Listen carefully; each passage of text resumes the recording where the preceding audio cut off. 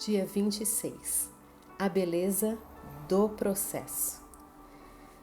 Quem sabe não foi para um momento como este que você chegou à posição de rainha? Esther 4,14. E isso nos faz refletir que muitas vezes, quando a gente está olhando do céu para o céu, assim, a gente vê muita poluição.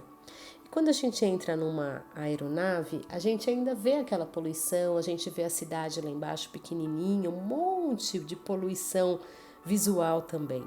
Só que quando a gente ultrapassa as nuvens, nós podemos ver que apesar do dia estar encoberto, o sol ele não deixa de brilhar. Ou seja, isso nos revela que até nos dias mais cinzas existe beleza, mesmo que seja mais difícil de perceber. A beleza não mora apenas no que está concluído, mas também no processo. A gente vai passando pelo processo dia a dia de amadurecimento, de crescimento espiritual, na nossa saúde, na nossa vida, na cura. E a beleza está nisso, não está somente no final.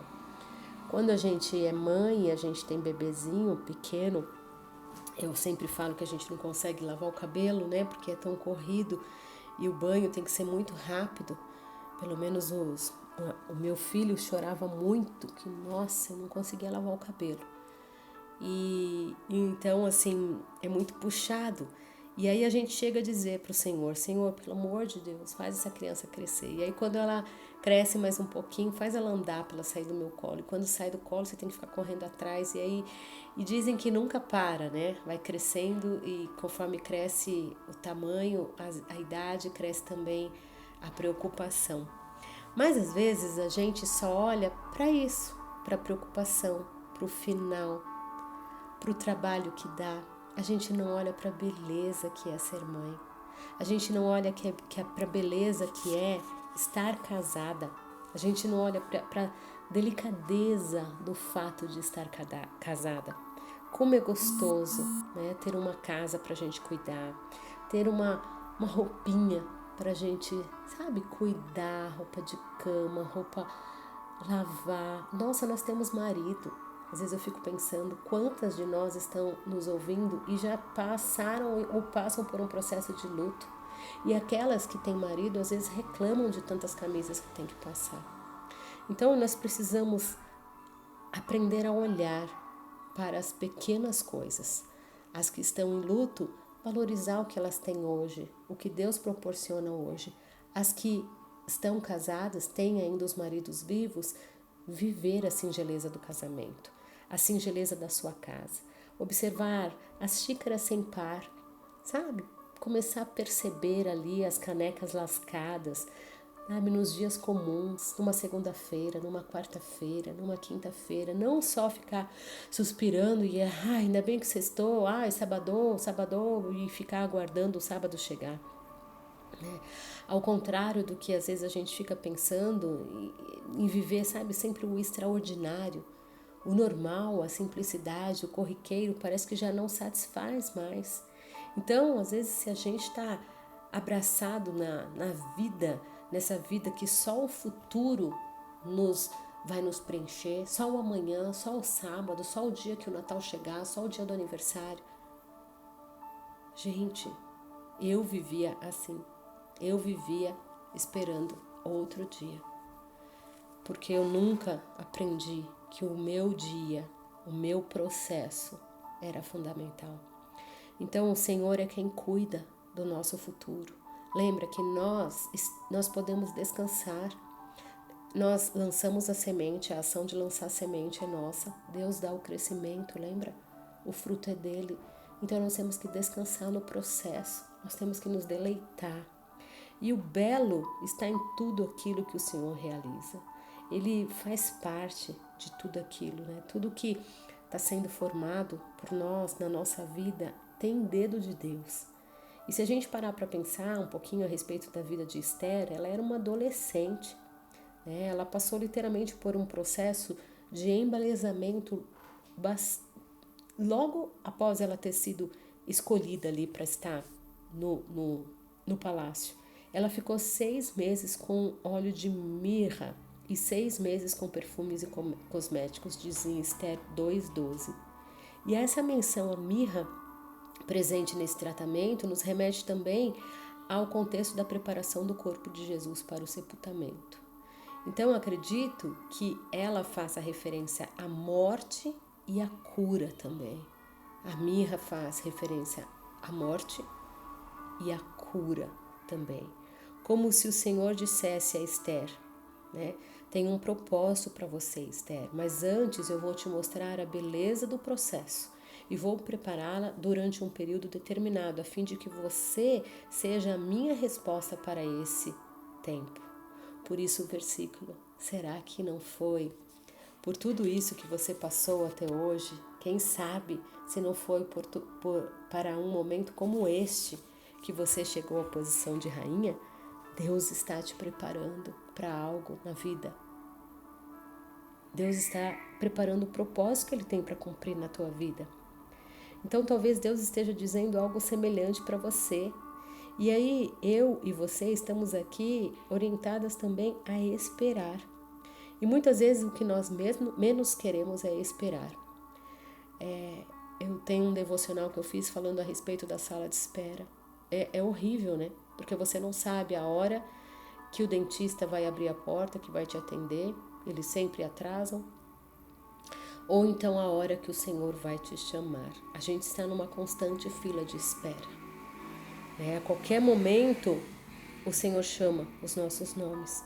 Então, essa questão também de espera, a rainha ela teve que demonstrar uma estratégia para não ser dominada pelas suas emoções. Imagine só. E essas estratégias ela buscou no Espírito Santo de Deus. Ela era uma rainha judia que a levou assim a ponto de conduzir um processo de libertação de toda uma nação. Mas olha só, alguém que pensa, mas ela devia ser linda, ela foi escolhida, mas ela era jovem, adolescente, muito adolescente. Eu fico imaginando eu escolhida como adolescente, os adolescentes de hoje. Ela era órfã, ela não tinha ninguém. Ela tinha somente o seu primo Mardoqueu, era o único da sua família. Ela foi recrutada no harém do rei e ela teve que trocar o seu nome. Ela chamava-se Radassa. Só que ela teve que trocar para ela não ser confundida com judia. Então ela foi chamada de Esther. Ela teve a sua identidade completamente coberta para ninguém a descobrir ali no palácio. Então, imagino que também não deve ter sido fácil Esther passar por tudo isso. E ela também não sabia se ela seria escolhida pelo rei. Ela também não tinha a noção do que aconteceria dentro daquele harém. E se ela não fosse, de repente, selecionada e ela nunca mais pudesse sair daquele local? Provavelmente também não era capaz de esconder o destino que lhe aguardava. Mas o Senhor já sabia. E tudo o que precisava era de espaço para agir e permissão daquela jovem para usar o seu processo doloroso, incerto e cinzento para cumprir um plano grandioso naquela geração. Hoje Deus está à espera de você, de mim, de nós, para que nós possamos entregar o controle da nossa história ao Espírito Santo, em vez de entregar as nossas emoções, para ser preparado e saber a hora certa de agir. É com o Senhor que nós temos ações e não reações. É com o Senhor que nós aprendemos a ter longanimidade, paciência, domínio próprio, benignidade, amor, fé.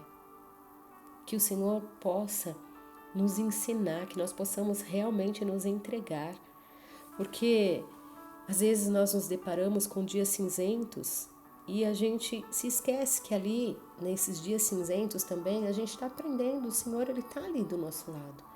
Ele não nos deixou e ali a gente está aprendendo alguma coisa. Sabe quando a gente coloca o nosso filho na escola, a gente mima ele dentro de casa, cuida e a gente solta ele dentro da escola? Para quê? Para ele aprender a lidar com outras pessoas. É assim que o Senhor faz conosco.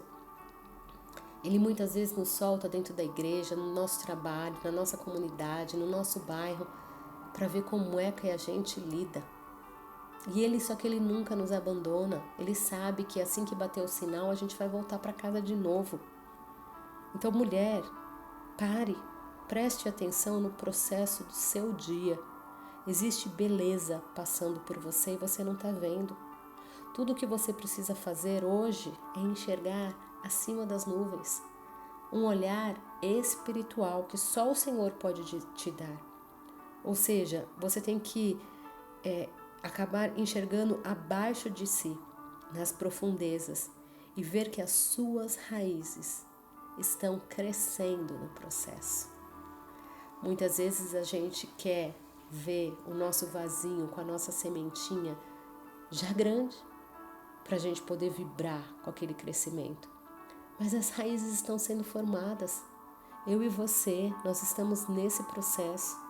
Que nós possamos, em nome de Jesus, estar realmente entregando as nossas histórias, os nossos sonhos para o Senhor, para que Ele possa tomar o controle, cuidar da nossa vida sem que as nossas emoções interfiram, para que o melhor de Deus aconteça.